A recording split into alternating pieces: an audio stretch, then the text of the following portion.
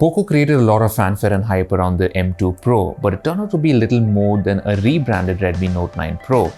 Now, the Poco M2 Pro does have some stiff competition under 15,000 rupees, the biggest of which are the Redmi Note 9 Pro and the Realme 6.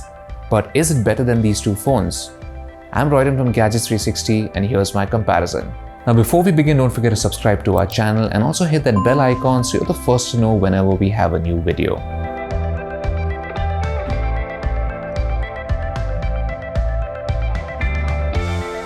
Let's first look at the pricing of these three smartphones.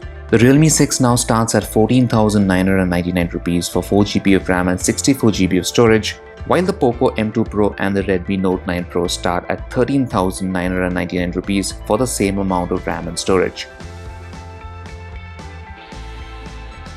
I want to kickstart this comparison with the design. The Poco M2 Pro uses the exact same body as the Redmi Note 9 Pro, which still looks fresh and interesting compared to the slightly dull look of the Realme 6. Both Poco and Redmi smartphones also have Gorilla Glass for their backs, giving them a premium feel compared to the laminated plastic back of the Realme 6. However, the Realme 6 is slightly less wide and tall and is also lighter, making it a little more comfortable to handle. While the displays on all three smartphones produce lively colors and can get quite bright, the Realme 6 has an advantage over the other two with its 90Hz refresh rate. Now, it makes scrolling through menus feel a bit more snappy and also lets you game at a slightly higher frame rate in supported titles. Watching videos is very enjoyable on each of them too. If you typically use your phone's speaker for media playback, then you like the Realme 6 more as it sounds louder and richer compared to the other two. I think the Poco M2 Pro and the Redmi Note 9 Pro are still better when it comes to design. However, looking at the display, the Realme 6 definitely has the upper hand thanks to its snappier 90Hz refresh rate. In terms of software, the Poco M2 Pro, Redmi Note 9 Pro and Realme 6 run on custom versions of Android 10. Poco and Redmi use MIUI while Realme uses Realme UI. MIUI has a tendency to clutter your notification shade with spammy notifications on the stock Mi apps more so than Realme UI, although thankfully I didn't face this problem on the Poco M2 Pro during my review. Now, if you want a sure-shot way to get rid of ads in MIUI, make sure you watch our guide for the same. Here I'd go with Realme UI as it's just as feature-packed as MIUI with less clutter. On to performance. The Poco M2 Pro and the Redmi Note 9 Pro use Qualcomm Snapdragon 720G SoC, which is powerful for the segment. The Realme 6 uses MediaTek's gaming-oriented Helio G90T SoC. Now, both these chipsets perform similarly in benchmarks and are equally capable of handling multitasking and heavy gaming. Battery life is also equally satisfactory across all three devices. The Realme 6 has the lowest capacity battery of the lot, but it surprisingly lasted the longest NUV HD video loop test, almost touching 20 hours. With normal usage, I had no trouble using all three phones for more than a day. Now, when it comes to charging, the Realme 6 and the Poco M2 Pro have the Redmi Note 9 Pro beat, as they both ship with much faster chargers in the box. The Realme 6 comes with a 30-watt fast charger, while the M2 Pro ships with a 33-watt fast charger. Let's get to the cameras now. The Poco M2 Pro and the Redmi Note 9 Pro appear to have the same camera setup.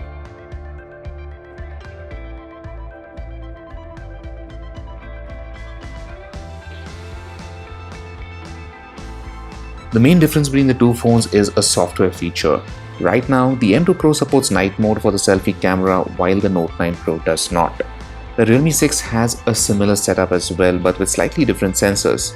The biggest change, however, is the primary camera, which is a 64-megapixel Samsung GW1 sensor. The Redmi Note 9 Pro and the Poco M2 Pro can also record video using their macro cameras, and the results are surprisingly good. We begin with daylight photos, and immediately you'll notice a pattern among all three phones. The Redmi Note 9 Pro and the Poco M2 Pro tend to boost the colors quite a bit, which makes for striking photos, but is certainly not how the scene really looked. In comparison, the Realme 6 captured a duller looking photo, but it was more accurate to the actual tone of the scene.